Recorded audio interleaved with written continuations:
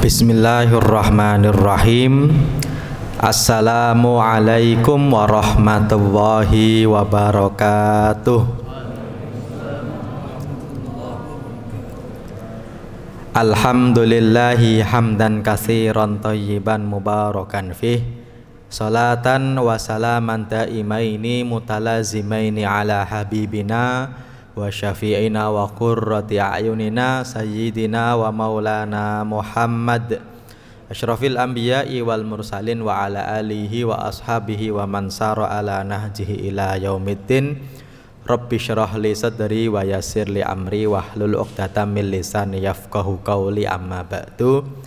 Hadirin jamaah salat Isya dan juga salat tarawih Masjid Al-Muqarrabin, yang insya Allah pada kesempatan kali ini saya doakan semoga Bapak Ibu semua selalu dalam keadaan sehat walafiat.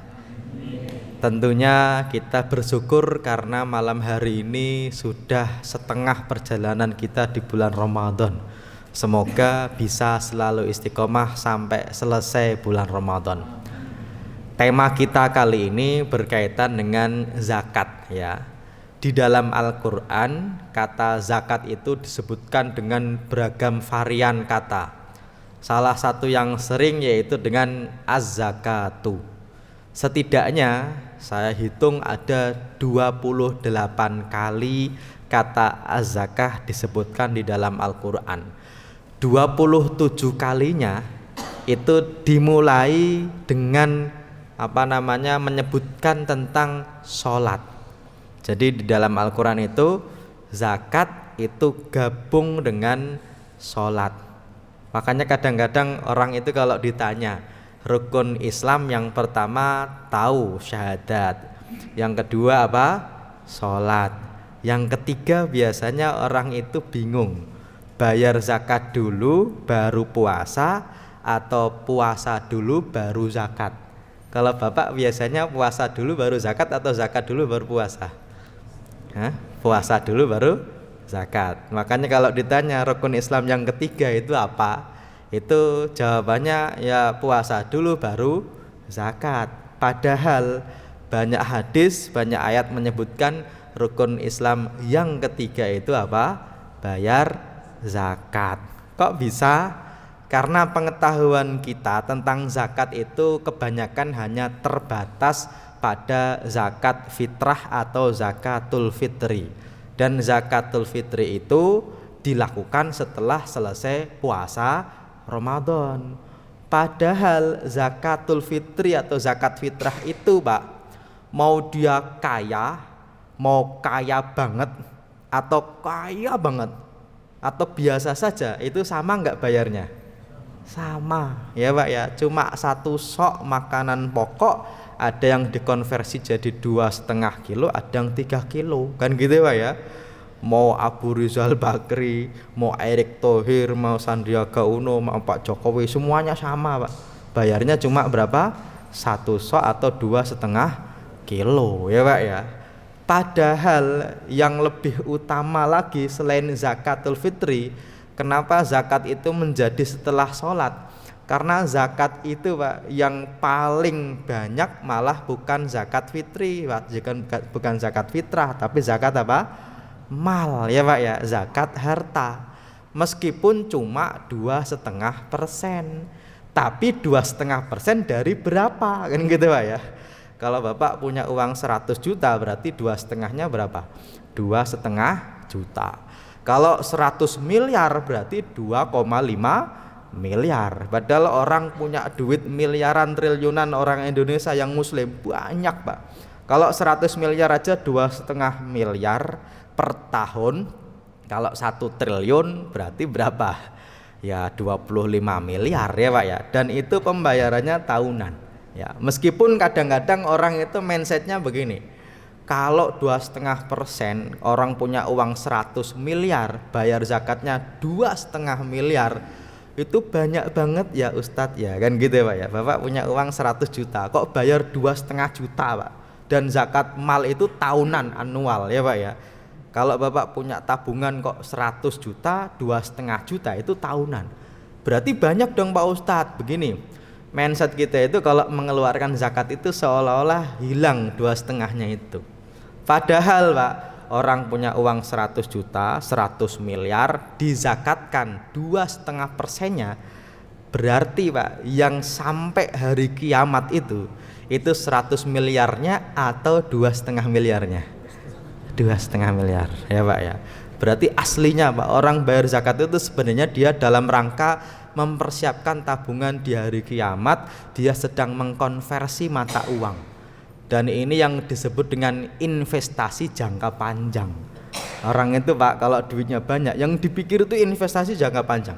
Kalau Bapak kalau duitnya pas-pasan, buat makan aja cukup, alhamdulillah, nggak bakalan mikir investasi ya Pak ya. Kalau duitnya banyak, makan cukup, mau makan apa lagi udah bingung Pak ya Pak ya. Makanya yang dicari itu cuma yang biasa-biasa saja. Yang dipikir itu bagaimana beli tanah lagi, kan gitu ya. Bagaimana di sana prospek, kemudian beli saham, sahamnya bagus, beli apartemen, itu namanya investasi jangka panjang. Tapi sebenarnya lebih dari panjang itu Pak. Sepanjang-panjangnya orang hidup itu jarang yang sampai 100 tahun ya Pak ya. Jarang ya. Dan kalau orang sudah meninggal, uang yang dikumpulkan itu nggak selalu jadi pahala, nggak selalu jadi perhiasan. Kadang-kadang jadi fitnah kepada anak cucunya. Di dalam Al-Qur'an Pak, kata harta itu kadang-kadang jadi perhiasan ya, al-malu wal banuna zinatul hayatid dunya, tapi juga kadang-kadang innama amwalukum wa auladukum fitnah, ujian. Banyak juga yang setelah meninggal harusnya anaknya itu harusnya senang dapat warisan, tapi berantem gara-gara kebanyakan duit ya Pak ya. Kalau orang meninggal kok nggak punya uang, insya Allah anaknya nggak rebutan warisan Pak. Ya iyalah ya Pak ya, apalagi meninggal punyanya malah hutang, itu anaknya Pak nggak rebutan hutangnya ya Pak ya. Tapi kalau duitnya banyak itu biasanya rebutan. Dan yang kalau sudah meninggal, yang dibawa itu bukan yang dikumpulkan, tapi yang dibayarkan zakatnya ya Pak ya. Bapak ini kalau cuma sekedar mau keluar negeri kok pulang lagi, kita aja udah siap-siap pakai mata uang luar negeri ya Pak ya. Kita haji umroh di sono rupiah ya nggak laku dulu Pak. Kalau sekarang Bapak pakai ATM dimasukin di mana saja bisa. Kalau dulu Pak, mau umroh berapa hari sih? 9 hari. Saya tuker deh rialnya kira-kira berapa ya. Itu Pak kita pulang lagi. Tapi kalau Bapak misalnya nih rumahnya di sini ngontrak, kemudian Bapak punya rumah sendiri di Cibubur, Bapak bakalan pindah. Kira-kira Pak barang yang di sini yang Bapak miliki itu Bapak bawa pindah nggak Pak?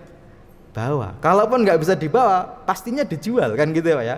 Biar di sono itu bisa dipakai. Kita yakin kita akan meninggal, tapi kita nggak yakin duit kita akan kita bawa. Nah, makanya logika kita selalu Pak, bayar zakat itu mahal. Enggak, justru itu yang nanti akan kita bawa besok di yaumul qiyamah ya Pak ya. Makanya mindset kita kalau bayar zakat itu bukan dalam rangka menghabiskan harta, justru kita sedang menjaga harta kita, investasi yang paling jangka panjang, dan yang paling panjang itu ya kita bayarkan zakatnya. Meskipun zakat itu sebenarnya Pak itu minimalnya 2,5% itu sudah minimalis ya Pak ya. Kalau Bapak mau zakat 50%, 2,5-nya zakat, selebihnya sedekah, bagus, nggak masalah ya. Dan yang paling penting lagi Pak, zakat itu ada potensi berbahayanya. Dalam artian begini, kalau orang duitnya banyak kok nggak bayar zakat, itu ada potensi bahayanya di hari kiamat. Kenapa? Karena potensinya kalau punya duit nggak dibayarkan zakatnya, berarti nanti Pak pasti jadi masalah, Bapak nggak bisa masuk surga, bahkan diancam di neraka ya. Walladzina yaknisuna dzahaba wal fiddata wala yunfikunaha fi sabilillah fabasyirhum bi'adzabin alim. Orang yang punya duit banyak, kalau dulu itu punyanya emas dan perak, kok ditabung kemudian disimpan sendiri, tidak ditunaikan zakatnya, fabasyirhum bi'adzabin alim, maka kabari mereka bahwasanya akan ada siksa yang pedih. Orang miskin Pak itu enggak diberi zakat enggak apa-apa, karena orang miskin biasa ya. Tapi kalau orang kaya kok tidak bayar zakat, itu nanti ada potensi nanti dia itu akan disiksa. Makanya sebenarnya Pak, orang miskin itu sebenarnya dalam rangka membantu orang kaya untuk selamat besok di yaumul qiyamah. Ya, logika kita kan selalu nih, orang kaya itu membayar zakat itu dalam rangka nih kamu saya bantu kan gitu ya. Sebenarnya yang membantu itu orang miskin. Kalau nggak ada orang miskin, Bapak bingung mau membayar zakat sama siapa. Ya, makanya kalau kita kok diberi rezeki oleh Allah Subhanahu wa taala, ada kewajiban setelah kita sholat yaitu menunaikan apa?